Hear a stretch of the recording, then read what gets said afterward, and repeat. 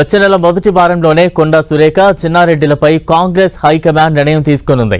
Telangana assembly సమావేశాల ప్రారంభానికి ముందే నిర్ణయం తీసుకునే ఛాన్స్ ఉంది.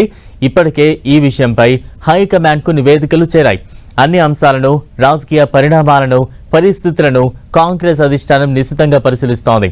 ప్రస్తుతం కుటుంబ సభ్యులతో కలిసి విదేశీ పర్యటనలో ఉన్న కాంగ్రెస్ సంస్థాగత వ్యవహారాల ప్రధాన కార్యదర్శి కేసీ వేణుగోపాల్ సోమవారం తిరిగి ఢిల్లీకి చేరనున్నారు.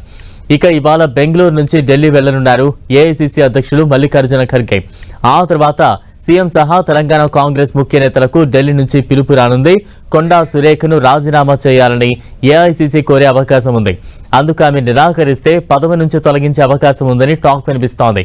ప్రస్తుతం ఖాళీగా ఉన్న 2 మంత్రి పదవుల భర్తీ సహా కేబినెట్ పునర్వ్యవస్థీకరణకు అవకాశం లేకపోలేదంటున్నాయి ఏఐసీసీ వర్గాలు. కేబినెట్ పునర్వ్యవస్థీకరణలో భాగంగా కొండా సురేఖను తప్పించే ఛాన్స్ ఉందని ఏఐసీసీ వర్గాలు అభిప్రాయపడుతున్నారు.